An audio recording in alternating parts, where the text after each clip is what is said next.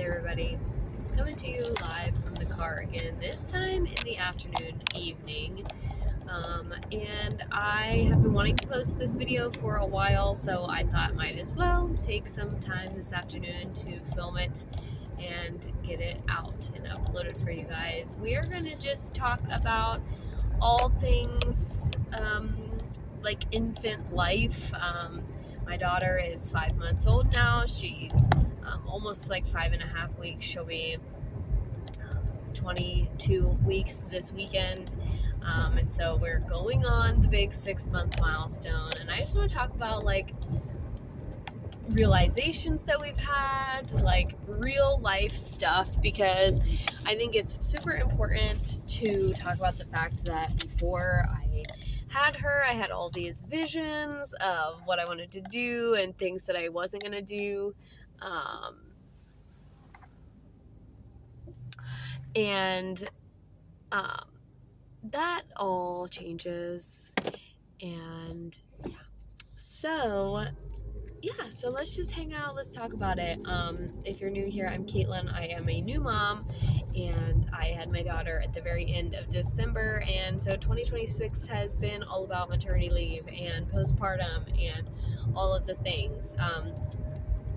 I did do a 6-week update. I did like a 10 or a 12-week update when I went back to work and when I was heading back to work. And so this is now like an almost 6-month update, just how things are going, etc. Overall, things are going amazing. She is great. Of course, everybody's biased to their own child, but honestly, like, she is a really good baby, and she's just smiley and happy, and she loves to explore the world, and she loves to be with me and her dad, and she really just loves all of her family right now. Now, I was talking to someone over the weekend, and they said that her son, who is 6 months, just explored and just discovered stranger danger for the first time. So she kind of was asking us if we had experienced any of that, and we have not yet. My daughter, as of this point, hasn't met a stranger, so I'll be interested to see kind of when that switch happens. Now, let's first talk about sleep. One of the things that I said I was never going to do as a mom was co-sleep, because I really just think that it's important for everyone to have their own sleep space. It's also super important for baby to be safe when sleeping, and part of the thing that they ingrain in you in your prenatal education is the idea of safe sleep and the basics of safe sleep. And babies should be on their back alone in the crib, and my daughter loves to be held, and I don't know if it is a temperament thing. I don't know if it is I was born in December, so the world is cold type of a thing. I don't know if it was we held her so much when she was a newborn, but they say that you can't spoil a baby. But I will say that about 6 weeks in, I made the decision to put my daughter into my bed just for one night. I had been away from her, and I missed her, and I just really wanted that snuggle time, and she was having a hard time going to sleep in her bassinet. So I put her in my bed, and I said, okay, this is a one-time thing. This is just like a special occasion. Then there was another week where I just accidentally fell asleep holding her. That happened a lot, especially in the beginning. And so I said, oops, okay, it's fine. It just happened one night. We'll put her in the bassinet the next night. And then a few weeks after that, it was I'll just do this. We'll just, because originally it was like, I'm just going to do this one time. Special occasions, like maybe, if there's a big event or something, special things like Christmas Eve or something like that. Then it was, I'm just going to let this happen once a week. And if she sleeps in my bed at all during the week, then the rest of the nights she is going to sleep in her own bed, the bassinet. And even as of this point, like I said in the beginning of the video, she's about to be 22 weeks, and she is still, her bassinet is still in my room. We're not rolling over consistently enough for us to put her in her crib yet. But what ended up happening was, after I went back to work, and my job, if you're new here, I'm a special education coordinator for a local charter school, and after being gone for 12 weeks, which was great, and my team did a fantastic job without me, getting my feet back underneath of me and really getting organized again, figuring out what we needed to do, and on the downhill slope of the end of the school year, because let's be honest, really after spring break, you have testing and then the end of the school year, and it all comes so fast, and I was only at work 2 weeks before spring break. So, and I did that on purpose. I eased back in, gave myself a week off, and then, powered through the rest of the school year because I had to be in more often and things like that. But I was really struggling, as you can see, with getting good, like being able to make it through my work day without feeling like a zombie, because I was trying to put my daughter in her bassinet, and she would have some nights where she would sleep 2 to 3 hours at a time. Some nights it was literally every 45 minutes she was up, and it would take me 45 to 60 minutes to get her to go back down again. So in the comments, I want you all to put in the comments what you do to sleep train, because now, so what ended up happening was I just kept putting her in my bed, and I know I was reinforcing a negative behavior. The teacher in me knows this. I know that by crying and fussing and getting picked up, she got exactly what she wanted, and therefore she was able to calm herself. Like, she did not self-regulate, I helped her regulate. Now, the research that I've done is that every baby is different, and they are not textbooks, and also that's just a common fact. But the temperament does play a big role in it, and some babies just need help falling asleep. And so, yeah, but what ended up happening was I was reinforcing that negative behavior. Now, my daughter will sleep in her bassinet or her crib for 15 to 20 minutes at a time, not anything really more than that. Now, I will say here in Ohio, our weather has been fluctuating a lot. It's been like really hot at night some nights, and then really chilly overnight at other times. So dressing her for bed is also kind of a problem that we've been experiencing, and we stopped swaddling probably around 12 or 14 weeks because she just really did not like having her arm. And by swaddle, I mean the one that the Velcro swaddle where you can swaddle her arms. Well, no, just swaddling in general with her arms in. And she really just did not like that. She would break out of it really soon. She would fuss and be really uncomfortable. So I stopped doing that, and I was for a while still doing like the Velcro across her chest, but then I kind of switched over to just doing sleep sacks or just nightgowns or onesies. So that might be part of my problem, that we kind of just quit the swaddle cold turkey, and maybe if she had like the Velcro or something like that, she would sleep a little bit better.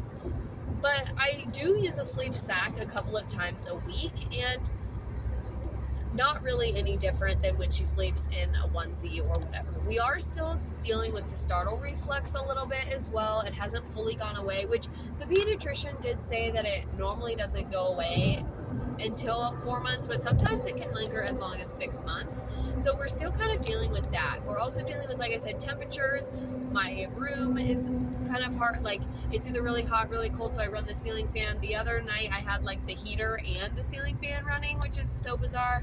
But just trying to get her temperature regulated to where she's comfortable is kind of hard. And what ends up happening is she will be cold in her bassinet because her bassinet doesn't have like the warm and cozy feeling that my bed does. And once she's in my bed, she instantly falls asleep because she's got that warm and cozy feeling. So trying to simulate that has been kind of tricky. But now, with only 7 days left in the school year and a vacation happening very shortly after that, I don't even really use the bassinet right now. I just have fully accepted that we are just co-sleepers, and it is what it is. And I try not to think about what I'm going to be thinking in 6 months when I'm trying to get her to sleep in her own bed, or even not even 6 months, like 3 months when I'm trying to go back to work and I desperately need her to sleep in her own bed.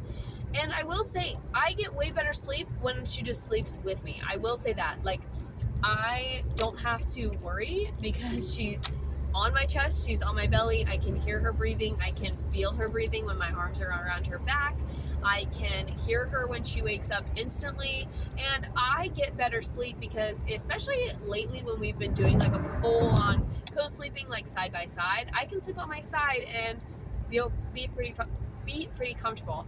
But this kind of evolved because I was falling asleep nursing. So my recommendation to those of you who have not had your babies yet, if you are very strongly against co-sleeping, when it's nighttime and you're doing those dream feeds, set a timer or an alarm for yourself, even if it's just 10 minutes. That way it'll go off, you'll hear it, the baby may or may not, but at least you can get them comfortable in the bassinet and kind of work on that transferring a little bit earlier. Now you will have to deal with the startle reflex, but if you have a good swaddle, you should be okay. And maybe that, like I said, was part of my problem. Maybe I stopped the swaddling too soon,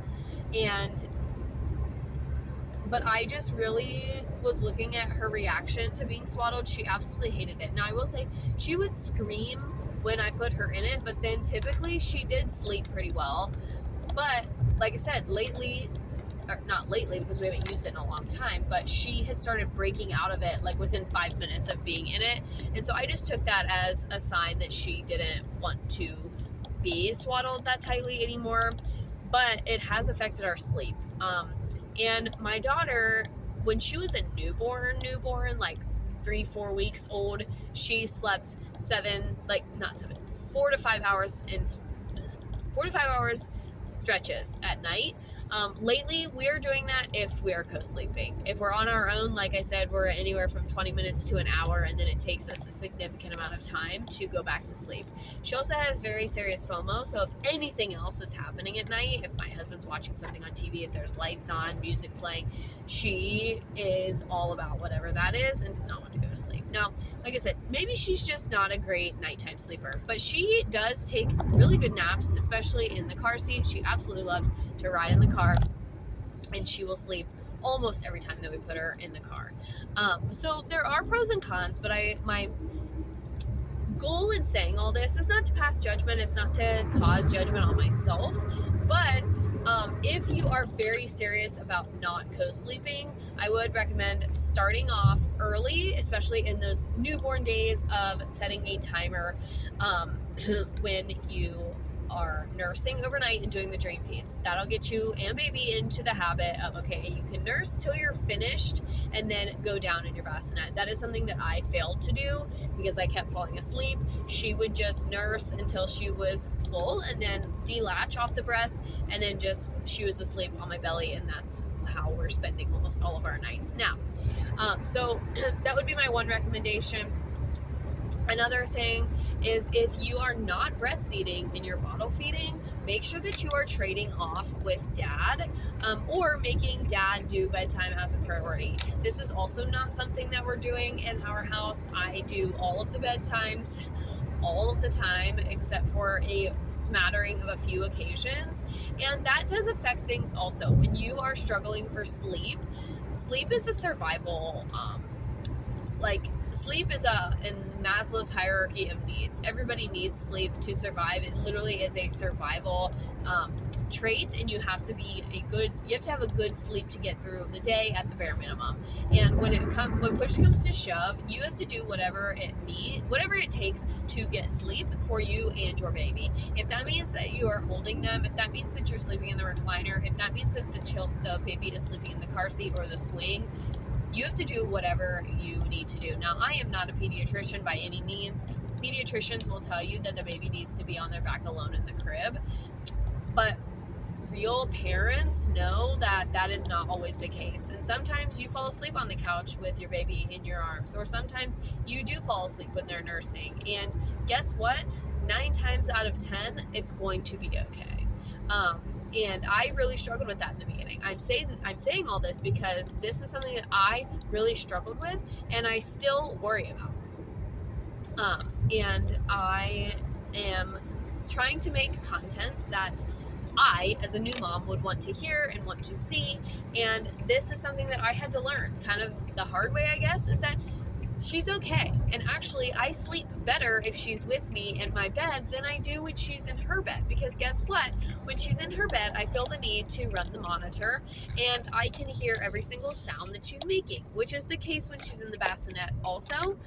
But with the monitor, it kicks on so often, and it almost I get worse sleep. This is why I did not buy the owlet sock, because people had told me that it made their anxiety worse because it would beep all the time if their breathing was at all sporadic, which guess what? Newborn breathing is sporadic, especially if your baby, like my daughter, has little colds or like little nasal flare ups, because my daughter has had 3 stuffy nose colds in her life so far, and which is, in my opinion, kind of a lot. But we do go out a lot, so I guess, there's that, building that immunity, I guess.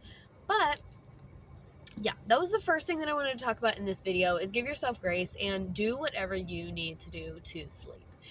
Next, let's talk about feeding. So my daughter was breastfed from the start, but we knew that we had to introduce bottles because I was going to go back to work and I would be pumping. So our childcare schedule as of this time is we're just doing it all on our own. I stay home and work remote 2 to 3 days a week, and my husband works from home the other 2 days a week. And so we do a lot of our childcare ourselves, or we have family that's local and can come in and help if we have meetings or whatever. But regardless, I'm only now with my daughter 5 days a week, because obviously the weekends I am with her. But so we had to introduce bottles early as well, because I would be pumping for my husband and other people to give her bottles. And so as soon as she turned 3 weeks old, we started introducing bottles. We did follow the recommendations from our breastfeeding class to do 1 bottle, just 1 feeding per bottle, 1 feeding with a bottle per day, every other day is kind of how we started it. So we just started it casual, just really the point and the goal is just so they will take the bottle. My daughter did get a little bit of supplement of formula in the hospital, but since being home from the hospital, she has only had formula 1 time, and it actually was a night that she was pretty stuffy. We did not have any milk thawed out. I'm going to talk about that in a minute, but that's going to be one of my other key tips. So anyway, we started at 3 weeks old, giving her 1 bottle feeding every other day, just for 1 meal.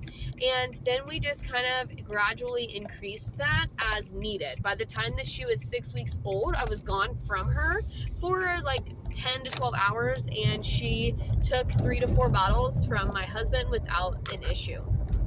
She does get the breast milk only in bottles right now. And so let's take a second to talk about preparation for that. And I, in the beginning, I think was an oversupplier. So when my milk first came in, I was feeling full pretty regularly. I was engorged pretty regularly, was leaking very often. But then my daughter got a cold, and she had a couple of days where she couldn't nurse because she physically couldn't breathe. And if a baby can't nurse, they can't breathe because they're nose breathers at the beginning. And obviously then if they're nursing, they can't breathe through their mouth either. So my supply did dip a little bit. So my recommendation, number 1 for feeding, and tolerance of feeding, expanding your time breastfeeding, which, to be honest, and I said this in my postpartum video, I'm pretty sure, breastfeeding for me was a necessity, in the fact that I knew I wanted to try breastfeeding. By necessity, I mean my daughter needs to eat. I also firm believer in fed is best. I wanted to try breastfeeding. She took a small supplement of formula in the hospital because she had low blood sugar at birth, so that we had to give her some formula. But I wanted to try breastfeeding. We were 2 to 3 weeks in, maybe a little bit more. That's a little bit dramatic. Maybe we were 4 or 5 weeks in, and I was like pretty much ready to be done. I felt like I had experienced it enough to my liking, and I was kind of already looking forward to when we could wean and start solids or switch to just bottles. Now, when you switch to just bottles, then if you want to keep giving them breast milk, you have to become an exclusive pumper. We're going to talk about that in a second. But I am not one of those people who is like super enamored by the process of breastfeeding. I do think it is a beautiful process. I had a lot of trouble with it's supposed to be natural. Yes and no. Babies do know what to do, but getting used to all of that, finding the positioning, getting used to the leaking, all of that stuff, that is not natural. And I had a lot of pain, and a lot, like I said, a lot of leaking, a lot of engorgement. So I would almost disagree with the fact that it's natural in the fact that it is an instinct. Like, my body will naturally produce the milk. Baby naturally knew how to latch and what to do. But I was not like, and I am not super like disappointed in our journey, super like bummed that our journey may be coming to an end sooner rather than later. My daughter started taking bottles at 6 weeks. I pumped. And my recommendation for you, because like I said, my supply did have a dip when she got a little cold. If you notice that your baby is starting to become sniffly, or they aren't nursing, maybe they haven't developed the stuffy nose yet, go ahead and pump if you don't want your supply to dip, because mine did significantly. And ever since then, that was like in early March, and ever since then my supply really has not been the same. Now, the past couple of weeks it's seen a little bit of an uptick, but if you want your supply to stay strong and your baby is not nursing, even if they relieve some of the pressure, because that's what I thought. I said, oh well, like, my boobs don't hurt and they're not as full, so she must be full. She must have gotten what she wanted, what she needed. And that wasn't always the case. She had relieved the pressure, but she was by no means full. So she ended up cluster feeding, and it was a whole thing. And it was a struggle for a few days. And I, couldn't understand why she was so frustrated. And it's because when she was actually hungry, she was only like, my breasts were only producing what she had ate the past couple of days, and that was like 1 or 2 ounces maybe at a time. And as she's getting bigger, she needs more, etc., etc. So pump. And I understand that that's hard to do. Trust me, I'm living it. Like, if you are a stay-at-home mom, if you are a working mom and you're trying to work and tend to baby and you're at home by yourself, it can be hard to pump, especially on those days when baby is not feeling well and she's really clingy, she's really clingy, or just needing a lot of attention. It can be hard to pump, but that's the most surefire way to ensure that your supply stays up to date, is just pump every 2 to 3 hours at your preference and your leisure. I just kind of pump when I start to feel uncomfortable. So baby took bottles starting at 6 weeks, like I said a few times, and she takes them really well. And we did not really have nipple confusion. We didn't have to deal with that. My daughter has 5 different pacifiers that she takes. We have 4 different types of bottles, and there's only one that she really doesn't like. And what she doesn't like about it is that it's slow release. The nipple itself has nothing to do with it, but the slow release bottles she does not like, because she has to work harder for the milk. And that's the big takeaway if you are going to transition to bottles, is your baby will begin to prefer the bottle over the breast, and they will show signs of frustration at the breast. At least my daughter has. And so nursing at night becomes more difficult. She now prefers to take a bottle before bed instead of nurse. And then that's kind of when the exclusive pumping starts to come in, because you'll try to nurse and she or he will get frustrated because they have to actually work to get that milk out. Now, my daughter currently, and because I've been working 3 days a week in person, I've been away from her. She takes bottles during the day and up until her nighttime feed, but then overnight I am still nursing her.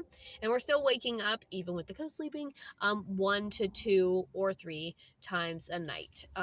And she will go to the breast, and mostly she's using the breast for comfort, but she does get some milk out of it.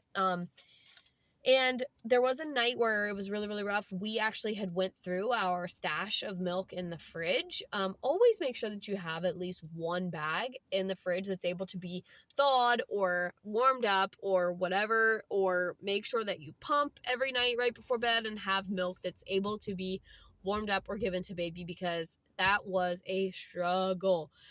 Right before her 2-week appointment, she had a very, very rough night, and she wouldn't nurse, and we did not have any milk that was able to be warmed up quickly. We only had frozen, and that was going to take way too long. And so that one was a really rough night, and we learned make sure we always have at least one bag of milk. Now, because I've been working 3 days a week and I've been pumping, my husband will use the milk that I pumped on Tuesday on Wednesdays. And then on Wednesdays, I pump more. He uses that on Thursday. Thursday, I use what I pumped on Wednesday, etc. And so we haven't really been able to develop a stash because she was drinking more. It got to the point where after my supply dipped that my daughter was drinking actually more in bottles than she would at the breast. So we were going through 1 to 2 bags of milk per feeding. And now we're just kind of, I make it and we use it the same day. We are not really stashing up any milk. But for us, we don't really need it. I mean, I'm kind of happy about that because then we don't have all this milk that I feel like I have to throw away or something when it goes bad in a year. But make sure that you always have at least 1 bag of milk. I think that's all for today's video. I wanted to just touch on feeding and sleeping. I will talk more about exclusive pumping tomorrow and how that's going, because it is not fun. It's a hard place to be.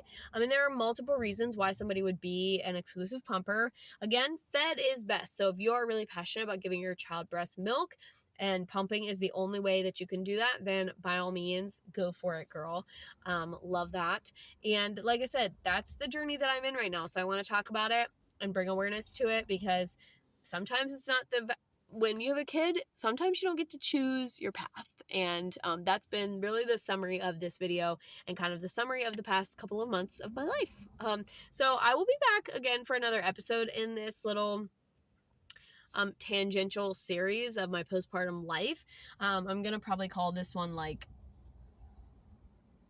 Diary of an Infant Mom or something like that. And then I will be back with episode 2. We're going to talk about exclusive pumping. We're going to talk about just milestones and play things, and like language things and just things that we're doing versus not doing as her parents. So thanks. I hope somebody found this video helpful. Let me know in the comments if you are a co-sleeper not by choice, and how you broke those habits, when those habits were broken for your infants, and give me all the tips and tricks, because that's going to be our summer project in addition to multiple things. Yeah, so I'll see you guys next time for the next episode, and thanks so much for watching, and stay tuned for more. Bye bye.